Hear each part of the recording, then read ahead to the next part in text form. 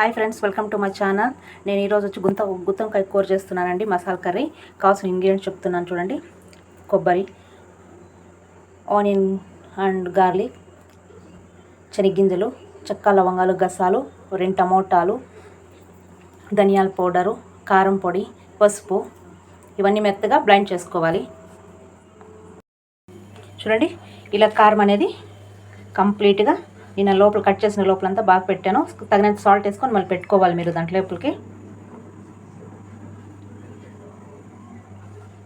ఇప్పుడు ఆయిల్ కొంచెం ఎక్కువ వేసుకుంటున్నాను, ఎందుకంటే గుత్తంకాయ కదా, కొంచెం ఆయిల్ ఎక్కువ వేసుకుంటున్నాను. ఒక 2-3 స్పూన్స్, పెద్ద స్పూన్తో వేసుకోండి. 2 స్పూన్లు అయితే సరిపోతుంది. చూడండి, నేను ఎంత క్వాంటిటీలో వేసుకుంటున్నాను.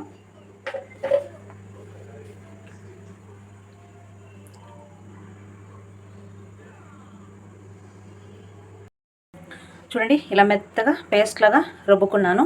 ఇప్పుడు ఆల్రెడీ నేను కట్ చేసి పెట్టుకున్నాను వంకాయలు. ఇలా వంకాయలు కట్ చేసి పెట్టుకున్నాను. ఇలా వీటిలో ఫుల్గా ఈ మసాలా అనేది రుబ్బినది బాగా అప్లై చేసి పెట్టుకోవాలి. ఇప్పుడు ఆయిల్ కాగింది కదండి, కొంచెం ఆవాలు వేసుకుంటున్నాను.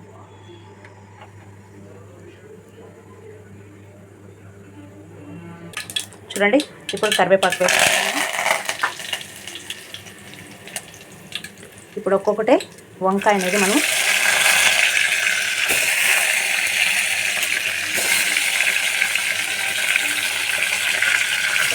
ఇలా వేసుకొని ఒక 5 to 10 minutes ఆయిల్లో ఇలాగే ఫ్రై చేసుకోవాలి.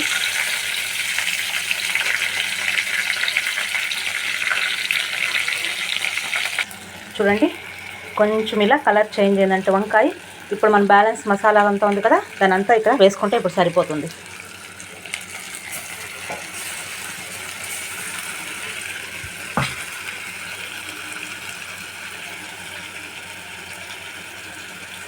చూడండి, తగినంత వాటర్ వేసుకున్న తర్వాత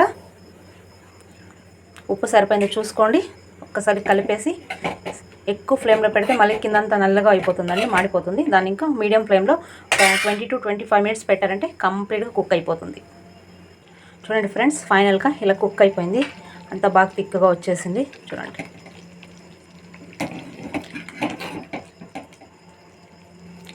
అయిపోయిందండి, కంప్లీట్గా కుక్ అయిపోయింది.